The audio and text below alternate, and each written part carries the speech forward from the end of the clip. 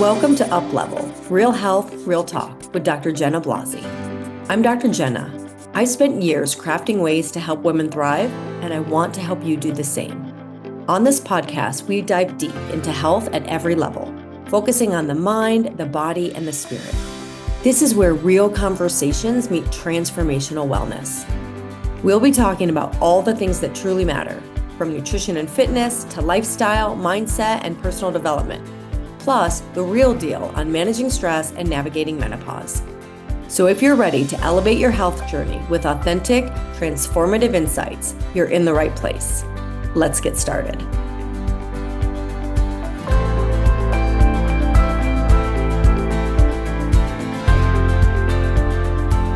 Hello, and welcome back to Up Level. I am Dr. Jenna, and today we're going to talk cold therapy. It is a trending topic, and so I wanted to dive into it because this trend is kind of everywhere. Cold plunges, ice baths, cryochambers, etc. And so I want to dig into, is cold therapy actually good for you? And more importantly, does it work the same for women as it does for men? Because just like many topics, it's been studied in men more so than it's been studied in women. So spoiler, not always. So we're going to unpack what the research really says and how your hormones play into it and whether or not it's really worth incorporating into your wellness routine. Because this topic is popular because there are a lot of potential benefits from cold therapy, but the science has been male focused. So let's really break down what actually helps women and how it might differ. Because just because it works for a Navy SEAL doesn't mean it's right for your hormones. Right? Let's talk about what's actually smart for women. So cold therapy has a lot of benefits. It can potentially reduce inflammation, decrease muscle pain, boost your mood, improve sleep, enhance metabolism. It causes a boost in dopamine that can last for actually several hours after cold therapy. And the metabolism piece is there's a potential increase in brown fat activation, and then it enhances mood and focus. So there is a reason that many people say it wakes them up, it energizes them, but it's a chemical surge, not just mental toughness. I do think mental toughness is a piece, and I've been doing cold therapy in terms of ending my showers with cold for years. And so we're going to not only break down what is the research say about ice baths versus cold therapy, et cetera, but also some alternatives because cold is not for everyone. But let's first talk about why it's different for women. Women respond to stress differently than men. Particularly, let me rephrase that. Women respond to cold stress differently than men. We respond to everything different, right? That's why there's a whole book, Men Are From Mars and Women Are From Venus. No, I'm not quoting that book. But the cold therapy crowd doesn't talk about the fact that women respond to cold stress differently than men. So there's a little bit of an idea. I think of there's weakness if maybe women aren't reacting, responding, or jumping in, figuratively and literally, at the same rate. And so it's not just a mental toughness. It's not just a vibe. It's actually backed by physiology and research. And these changes, these differences, change the outcome and change the response. So first of all, our hormones change the game. In the second half of our cycle, so if you're still cycling, in the second half of your cycle, the luteal phase, your core body temperature actually rises due to progesterone. And so this means you're more sensitive to cold. This makes women less tolerant to cold. And so the same ice bath that maybe felt energizing a week ago might suddenly feel unbearable. So cold exposure during this luteal phase actually makes us feel more uncomfortable and can potentially induce and increase the stress hormone cortisol. So the release of the stress hormone cortisol can be increased from this stress response. And this isn't a weakness. This is biology. I remember when I was in massage school and we were actually doing ice massage. And I don't know exactly where I was in my cycle, but probably a little earlier on or maybe right around ovulation, but everybody was freaking out about the ice and I couldn't feel it. Like the guy who was doing my massage thought maybe he was doing something wrong and he called the teacher over. And I do think that I had it done before and I was like squirming and it was really intense. And then at this point in my cycle, it was like having not the same effect on me. So that happened to work the opposite for me where I was in my cycle. But my point is that if you're still cycling, you will become less tolerant in that second phase of your cycle, less tolerant. And it could be a stressor on your body that's not necessarily healthy. Now, women also tend to have more subcutaneous fat than men. And this can sound like an advantage in the cold, but it's actually not. What it does is it delays our internal cold response, like shivering, and brown fat activation. Brown fat activation is the piece that increases our metabolism.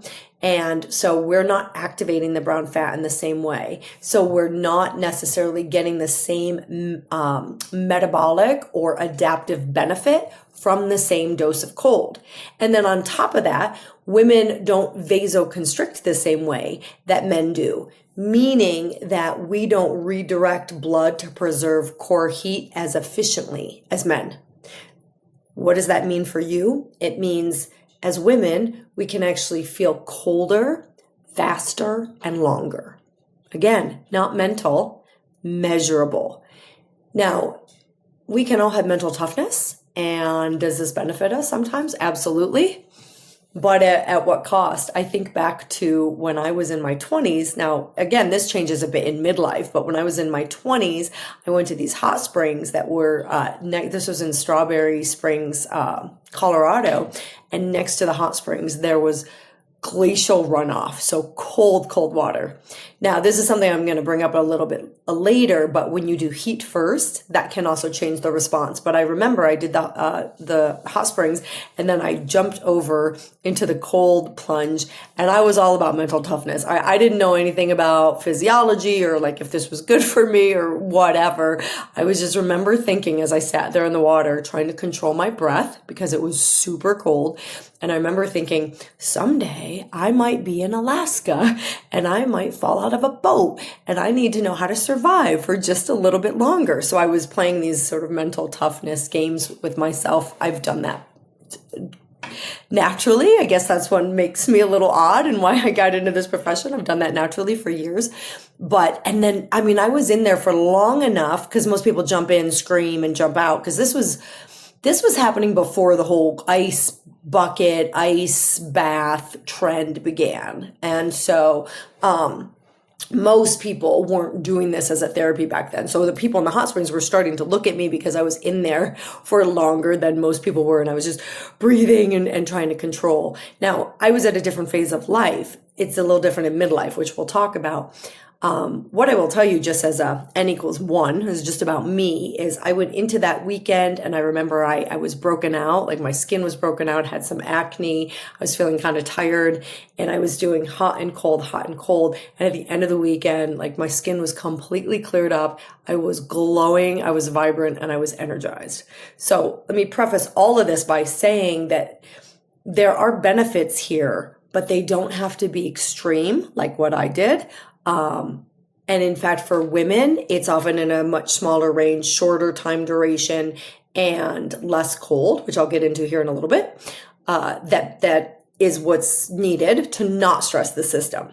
So we vasoconstrict differently. We may not activate the brown fat in the same way. We have that delayed internal cold response. And then on top of that, there's the thyroid and the adrenal piece. A lot of women have thyroid and adrenals that are already taxed. And this is common, especially in midlife, if not sooner. And so intense cold exposure can actually backfire.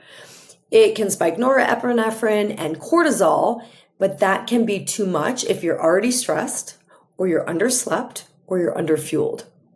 So again, it doesn't mean cold therapy is bad for women. It means it has to be approached with awareness, with timing, with respect for the female body. And one of the, piece that I always would add is with listening to your own self, with your higher guidance, with not trying to override what the messages your body is giving you, and without a super strong reliance on, what all the studies say, because most of the studies are done on men and especially athletes. There are also differences in muscle recovery. So cold therapy is often used to reduce inflammation post-exercise or muscle soreness. But for women, especially strength training women, which if you've been listening to my podcast, hopefully you have started to do if you're not doing already, if you're midlife, cold therapy for women, especially who are strength training, can actually blunt the adaptive gains if used too soon after training. Now, this actually applies to both men and women, but women may be more impacted due to naturally lower muscle mass and slower protein synthesis. So it's best to avoid cold plunges immediately after a workout, especially if you are looking for strength gains or hypertrophy gains. Now, I talked briefly about brown fat activation. Brown fat activation is something that cold exposure activates, and this helps burn calories to generate heat. We want to activate brown fat, but the brown fat activation from cold may be lower in women. Brown fat activation is brown adipose tissue activity. I feel like I should just rewind for someone that hasn't heard of brown adipose tissue. So brown adipose tissue is what, so when we say brown fat, we're referring to that brown adipose tissue. That helps burn calories to generate heat. Men have higher brown adipose tissue activity in general than women, though this can vary. Women tend to have more subcutaneous fat, and that changes how we retain heat. It insulates us, but it delays, as I said earlier, the activation of that cold response, the different mechanisms that we have built in to respond to cold, like shivering or like activating brown adipose tissue. And then the thyroid, the adrenal sensitivity. And so, as I said, in midlife, many women have a sensitivity in their adrenals, in their thyroids. I work with a lot of women who their thyroid activity has been getting slower and slower. Their thyroids are not working as well. And so then if you're in a fasted state or an underfed state, which so many women who come to me, they've been restricting for years, because what happens in midlife is you have to run, so to speak, just to stay in place. And so these women, they gain some weight in midlife, they gain some belly fat, and the things that used to work for them don't work anymore. So they start restricting more and they start pushing themselves more, and they're not getting results, and they're stressing their body.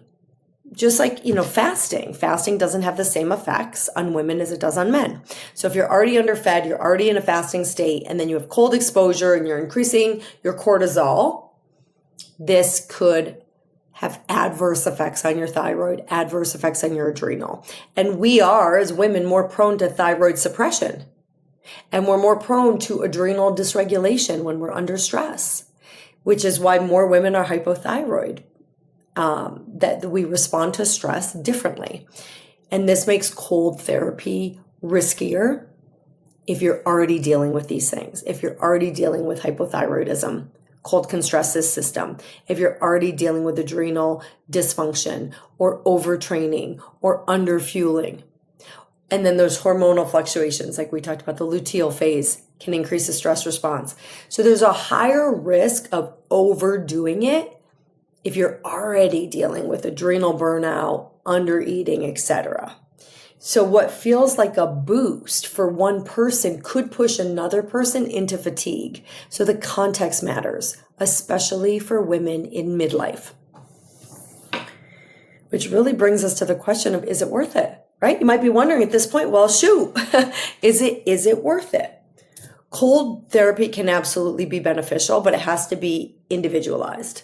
So ask yourself, are you chronically stressed or fatigued? I always end my showers with cold, but there are times when I can tell I can't handle the colder cold as much. Maybe I'm in a stressed state. And so it's similar to exercise. Exercise can boost your immune system. Exercise, if you're borderline with your immune system, that exercise can kind of boost the immune system, or it can put you over the edge, right? It can deplete you where you're then exhausted and more susceptible. So being able to hear those body's cues and listen to your higher guidance. Now in Arizona, I will tell you that in the summertime, the water does not get cold enough for me at the end of my shower. I personally like my showers pretty hot, and it's just so hot out. The cold coming out of the faucets, out of the shower is just not that cold. But I was in New York City. My aunt and uncle live in the city, and it was winter time. And I went to do my cold after my shower, and I just turned it all the way to cold. Sometimes I ease into it, and I just turned it all the way to cold. And I swear this was like, I don't know, straight out of the Hudson in the middle of winter. It took my breath away.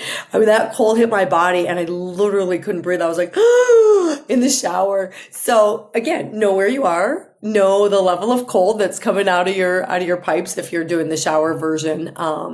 And then, am I stressed, right? Ask yourself, am I chronically stressed or fatigued? Are you trying to heal your metabolism or your thyroid? Did you get enough food? Did you get enough sleep? Did you get enough rest?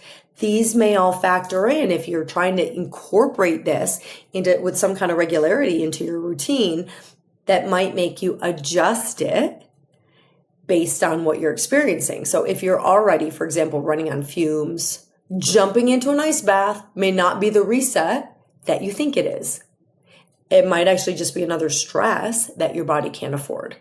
So there are safer alternatives, and there's also just best practices. So let's talk about best practices first, because I do like cold therapy, and I know so many people that feel great from it and that feel benefits from it. So if you do try cold plunges, start slow, maybe 30 to 60 seconds. Longer isn't necessarily better. Interestingly, with heat, I believe it's the opposite. So like sauna, the female adaptive response actually takes longer than men. So men can be in the sauna for less amount of time to get the benefits, and women have to be in a little longer. And it is the reverse for cold therapy. Women, shorter duration is better. And so aim for 2 to 5 minutes. And to start, maybe 3 minutes or less. Now, here's the thing, the temperature difference. A lot of this is based on the work of Dr. Stacy Sims, because she has made it her life's mission to study women in research in these areas that have typically been studied on men. And so what's been found in the research is that extremely cold temperatures, the extreme ice bath cold temperatures that are recommended for men, which is typically 35 to 45 degrees Fahrenheit, I believe, is not what's recommended for women.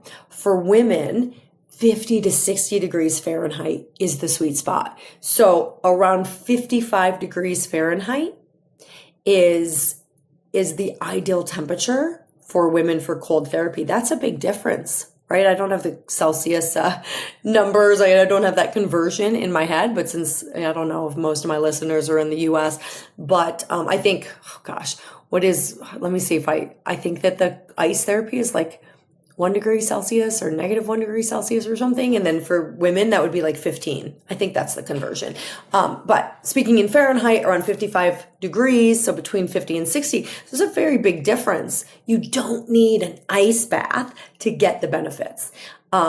So we can get those benefits such as improved blood glucose control, parasympathetic nervous system activation, right? I did a whole podcast on the nervous system and how important it is to get out of that fight or flight mode, to activate our parasympathetic nervous system so that we're more relaxed, we're more calm, we can digest our food, like this is healthy for the gut. All of this can be achieved at that more moderate temperature for women, with a few caveats, like maybe not during your luteal phase.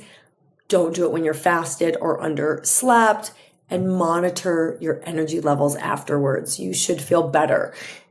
Exercise, for example, should make us feel better. When women or anybody is feeling completely depleted after exercise, we have to build something up. There's something in their stress response that needs to be addressed first, because we should feel better after. Same with this. We should feel invigorated. And so again, starting short, 30 to 60 seconds, aiming for gradually increasing. So if you do short, focused durations, that is sufficient to activate the nervous system, promote the benefits, and then you can increase slowly. Individual tolerance and goals should really guide how long you're doing it, with a focus on safety. So maybe you're doing it 3 to 5 times a week, building up gradually in both frequency and duration as your tolerance improves, maybe 2 to 5 minutes, potentially with breaks if needed. And always listen to your body and adjust based on your individual needs, your individual response. Now, some alternatives, some other things that you can do would be, like I said, cold showers. So you can just straight up take a cold shower or a cool bath, or do, hydrotherapy, alternating hot and cold. That's a great thing to do in the shower, is to like alternate the hot and cold. I like to just finish with cold because I don't particularly like to go back and forth. I just get the heat and then I like to finish on cool. But the hydrotherapy benefits of alternating hot and cold, 30 seconds on, 30 seconds, alternating 30 seconds and 30 seconds, or a minute and then 30 seconds cold, certainly have benefits. And this will help with the nervous system, help with vagus nerve stimulation. So straight up cold showers or contrast therapy, sauna, then cold, hot shower, then cold is often better tolerated. And many of us have had the experience of like being in a hot tub in winter, and then you can get out and like walk in the snow, or even roll around in the snow, or just get out in the cold air. I remember in Steamboat, I think it was cold out when I did the hot springs and then the cold plunge. And then when I got out, I was comfortable in the cool air. I was letting my body regulate. I didn't like jump right back into the heat. I let myself heat in the air. And then, if it's just not your thing to do cold therapy or contrast, that's okay. You can do breath work, which trains resilience without taxing your body. Because the idea behind cold therapy is you're giving your body short, controlled stressors to increase resilience. So when we expose ourselves to cold, or intense cold, which again, I'm not necessarily recommending for women, we're giving our body controlled stressors, learning how to breathe through those stressors, and that's increasing our resilience. And it has a lot of health benefits. But you can also do this through breath work and other ways. So, listening to your body and finding out what works best for you. Cold therapy is for sure a powerful tool. But like any powerful tool, or any tool at all, when used with wisdom, we can use it foolishly. So tune into your body, not just these biohacking trends and this idea that like all of the things that men and women do should be exactly the same.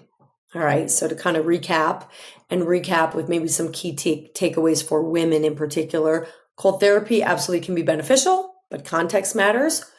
Avoid it during high stress states, poor sleep, in the luteal phase, most likely.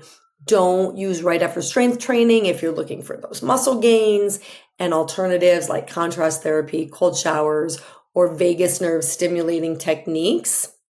There's certain therapies, for example, doing cool water on your face in the shower, like can stimulate the vagus nerve. And so these could be safer and still effective. So I'm going to bust a myth here.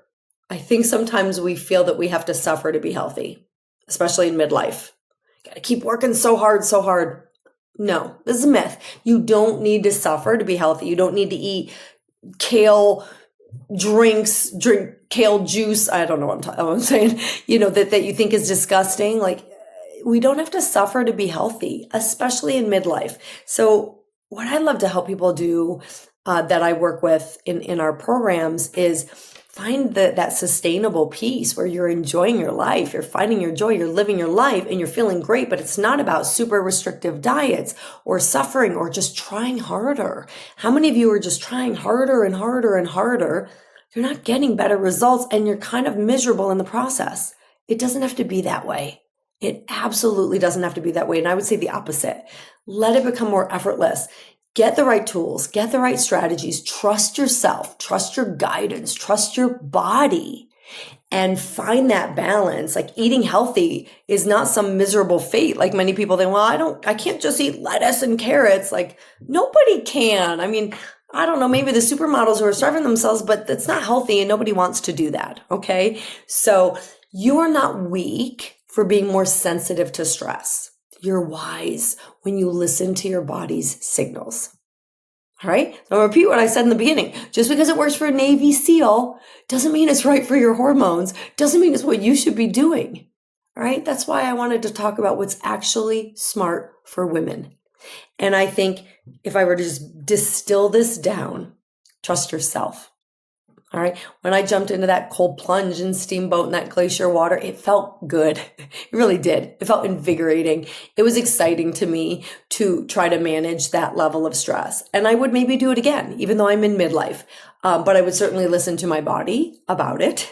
And I have not yet had the urge to get in an ice bath. I really have not. And kudos to those who do and who love it.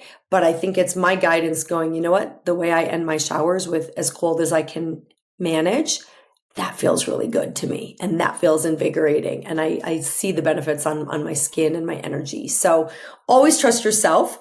I love to present research-based information and then combine it with your intuition, combine it with what you know about you, combine it with you as a individual, and also like work with practitioners that do that as well, that care about you as a team member, that care about what your preferences are and what you know about your own body.